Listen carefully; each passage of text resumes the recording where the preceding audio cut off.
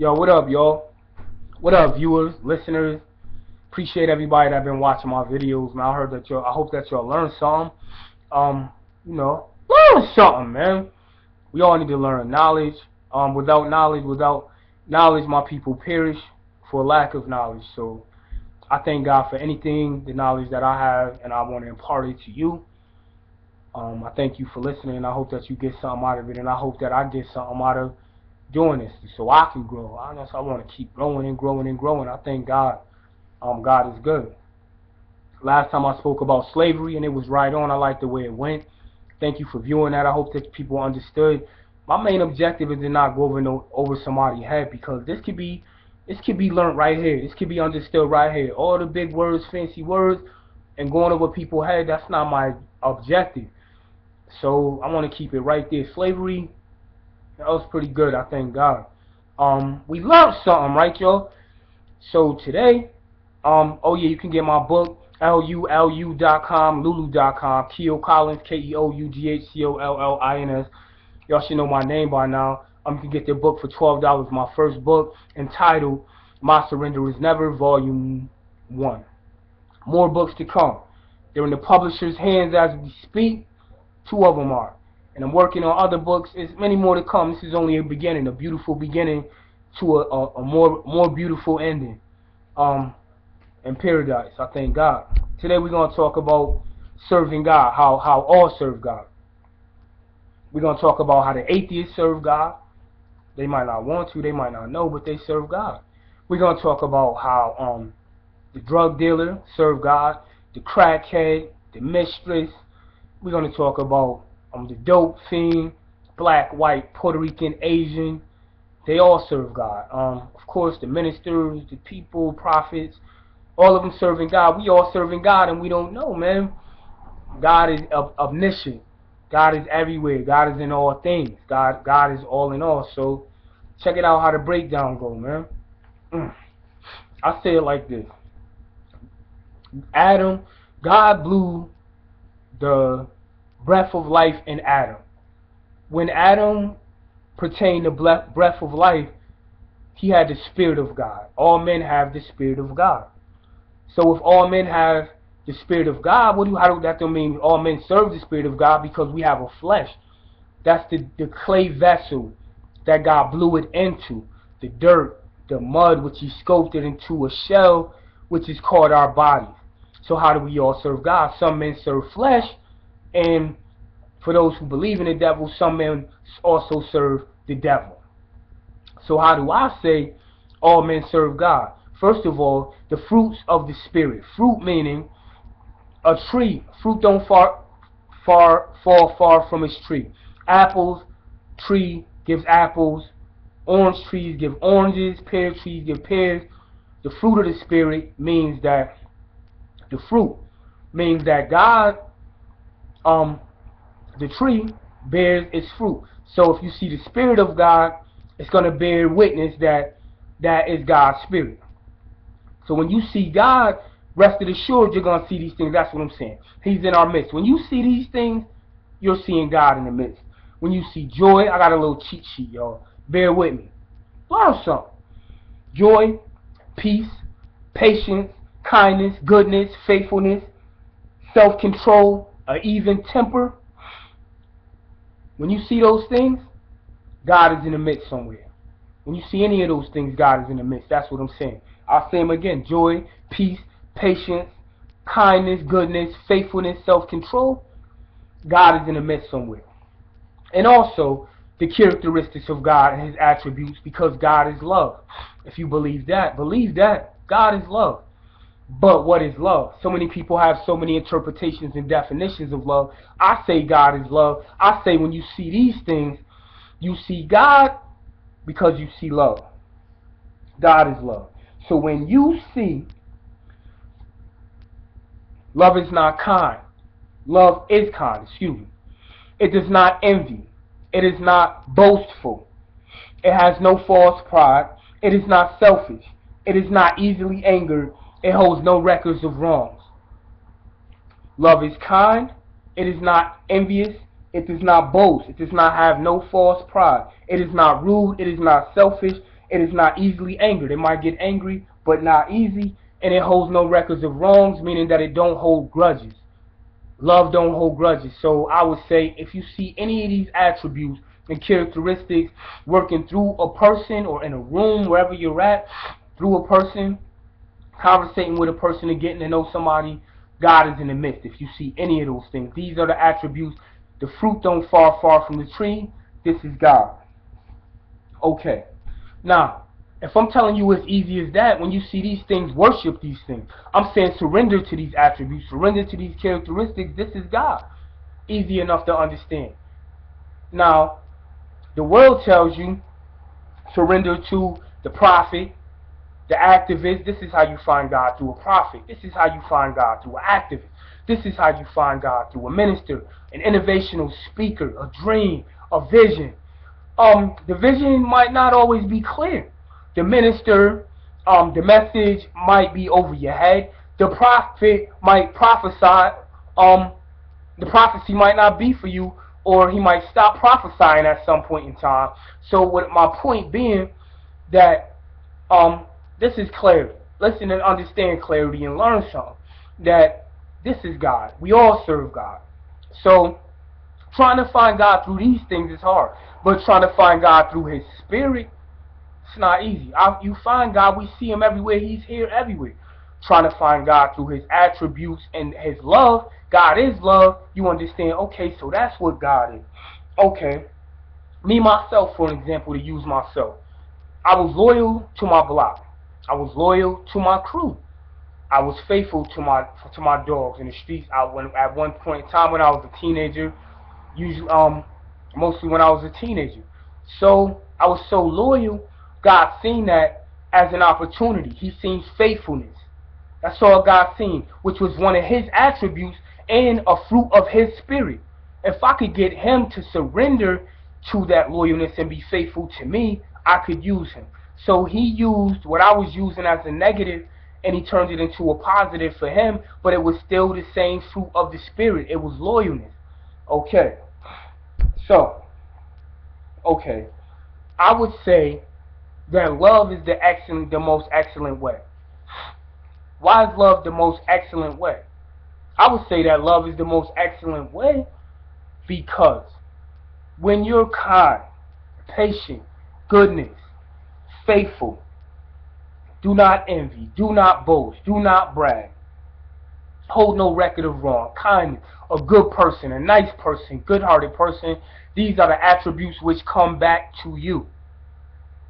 The feeling of being a nice person is reciprocated back to you. That's what we call it, just a nice person.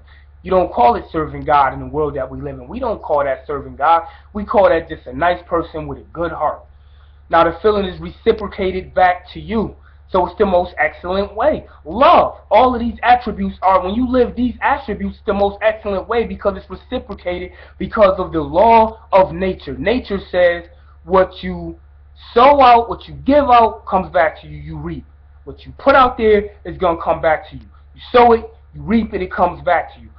So, it's the most excellent way. Now, when you deal with the flesh, anger, jealousy, rage, hate, envy, strife, lust, that's what's going to come back to you. Is that the most excellent way? If that's what somebody wants in their life, discord, all kind of confusion, hatred, to some high cases, when it gets out of hand, murder, rape, lust, murder, envy, jealousy, pride, all of these things in your life, it doesn't make for a good, it makes for it's stress, headaches, no peace in your relationships, pride, and it tears up your whole life little by little. But when I'm talking about outside of God. Remember, my whole message that I'm speaking of is outside of God. Outside of somebody saying I serve God, outside of somebody saying I'm religious.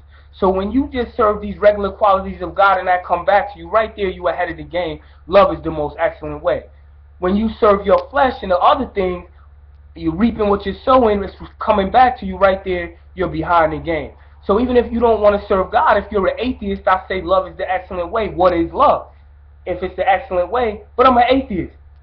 Still, you could be a good person, I would say, the excellent way, because it's going to come back to you when you give these things out. Everyone knows that. envy. Love does not boast.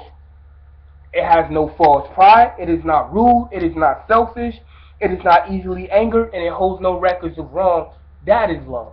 That's what I would say. Now, I would say this. Now, flesh. You choose to not deal with the Spirit of God, which He blew into Adam, into all men, His Spirit. But you choose to deal with the flesh of God, the shell, which is easily angered, and it's easily angered. It's going to steer you down a rough life, most likely, because what you give out is going to come back to you. This is what you got to deal with. 3 things that you won't got to deal with. First, let me say this because I'm getting ahead of myself. The fruit of the Spirit, the Word says this. The Word says, and the Word is. The fruit of the Spirit: joy, peace, kindness, goodness, faithfulness, self-control, even temperament. Against such things there is no law. Against such things there is no law, which was the commandments of God. It's above the commandments of God. Against such things there is no religion if there is no law. It's above religion. So you do these things and surrender, not just serve 1 or 2 of them. We all serve 1 or 2 of them. That's what I mean. We all serve God. His qualities is everywhere. His qualities is all. God is in the midst everywhere. Moments, hours, weeks. We serve Him at some point in time, but we don't surrender to. But if you surrender to these qualities of the fruits of His Spirit, then above these things there is no law. Above these things there is no religion. But if you don't, and you cater to the flesh, then you have to deal with the laws of the world, which is police. The laws. Most likely you're going to get to a point at the rare cases, the real bad cases, they break the law. Not all break the law, but some break the law. So you got to deal with the police, you got to deal with the judges, you got to deal with the system of the law. But this says that the fruits of the Spirit, if you surrender to those fruits of the Spirit and serve them all the time, you're above the law. So you got to deal with the law, you got to deal with the commandments, because you're not above the commandments now. It says it's the fruits of the Spirit. If you surrender to them and don't just serve them, then you are above the 10 commandments. Not just the 10, all the commandments. There's way more than 10 commandments, y'all. If y'all didn't know that, learn something. There's more than 10 commandments in the Bible. But thou shalt not steal. Thou shalt not murder. Thou shalt not covet one's house. Thou shalt not put no God before me. You're above that.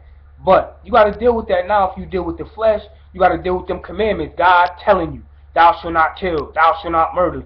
You got to telling you what to do, like you a little kid. Because you are a little kid, because you haven't grown and surrendered to the Spirit of God. God got to tell you what to do. You're not above that. It's like being a kid, but you're not growing up into being a man or a woman to walk on your own. You need God to tell you every little thing to do. Those are the commandments. Him telling you what. But if you just surrender to His Spirit, He'll teach and lead and guide you. You'll be above the police and the judicial system. You'll be above the laws, the commandments, and you'll be above your conscience. So choosing to cater to your flesh is very detrimental to any man or woman, because you got to deal with the laws of the land, the laws of the police, the 10 commandments, and you got to deal with your conscience. That's 3 things. And the 4th thing, matter of fact, now that I'm thinking about it, the last thing, you got to deal with the laws of life, the laws of nature, reaping and sowing, because what you put out is going to come back regardless, and I already made that point. So God is good. So as I continue, we all serve God. And hopefully I'll prove that in everyday life we all serve God. I know at some point you're joyful. At some point in life you were peaceful. At some point in life you were patient. What I'm saying, this is God. Without God you would never feel this. The flesh cannot create this. The devil can't create these feelings. That's God's breath that lives within us. We all have the Spirit of God and a level of God. But it's not high enough to say that we serve God, to say that we surrender to God. We serve, to say really kind of, like we serve those things. You know what I'm saying? That we need to serve them and we need to surrender to those things to a point. Then we can say we're in God. Okay, at some point in time you were kind. At some point in time you were good. At some point in time you were faithful. Okay. So now, so at some point in time you were serving God. You were serving the attributes of God, which make up God, because God is a spirit. God is not a man. God is not flesh. God is love. He's to be dealt with in a spiritual aspect. And when you see those attributes, anywhere you see Him at, that's God. I want to bring it home with this, and then I'm going to be done with this video. I'm going to bring it home with this. Okay, you got the characteristics of God. I use myself for an example. Say if I love, which is the characteristic of God and an attribute of God. I'm kind, which is the attribute of God. I'm peaceful towards people, which of course I shared with you. It's an attribute of God. And I love people. I'm kind. I'm peaceful. But I'm lazy. Okay, that's part of my personality now. Okay, if I got a lazy personality, if I got a skeptical, I'm always skeptical of things. Like, why are you always so skeptical? You're a skeptic. I'm an optimist, you might say to me. I'm an optimist, but I'm skeptical. I'm just using myself as an example. Just making examples. This is not really how I am. I'm just trying to make a point for all y'all viewers and listeners. So say if I am those things though, kind, peaceful, joyful, but I'm skeptical, which is part of my personality.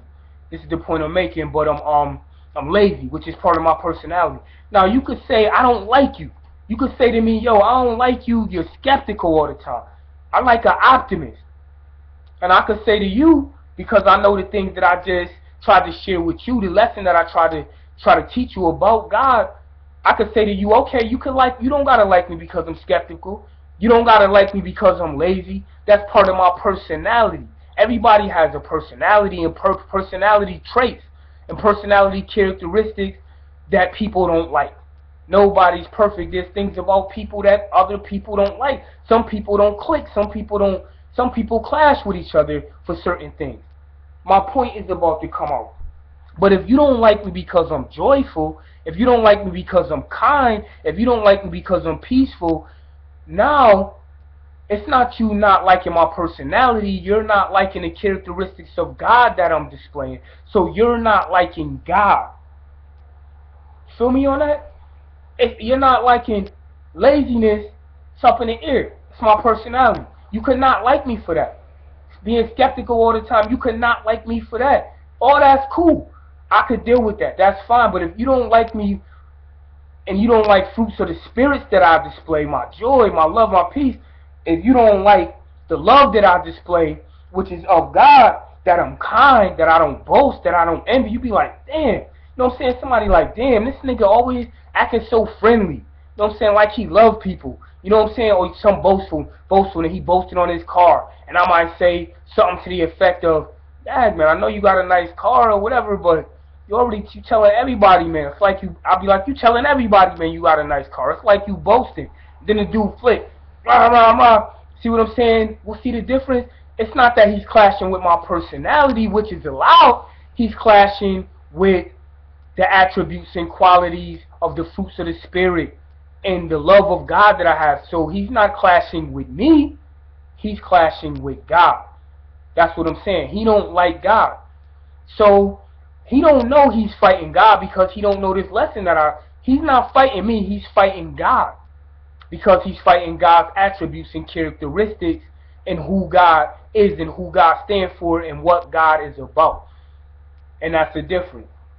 That was the last point that I wanted to bring out. So don't find yourself, you serve God every day. Everybody serve God. God made it impossible to not serve him. We all, like I said, have been under self-control. We all have been kind. We all have been good. That's serving God, but it's not surrendering. Try to surrender to those qualities. And you might as well go all the way in. It's going to benefit what you reap, you sow. You put that out, it's going to come back. Plus now you got God on your side who's leading and guiding you through his Spirit. Yes, the Spirit can communicate. I won't say speak. It's a still small voice. I'll say that. People have said that in the past, so I could say that. But I would rather prefer to say communicate. Now you got God communicating with you, and you got the Spirit's the attributes working on your side. So reaping and sowing, and you got God for you. Man, come on, surrender to him. You using them up anyway. Everybody love patience. Everybody love to have joy. Everybody love to be peaceful. Some people don't, I would say, but deep in their heart, deep in their conscience, deep in their mind, somewhere in the back of their heart, in the back of their mind, they love the qualities of God, man.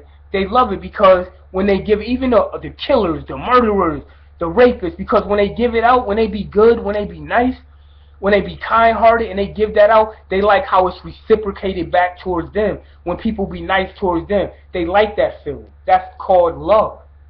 They like love. So God is love. They like God.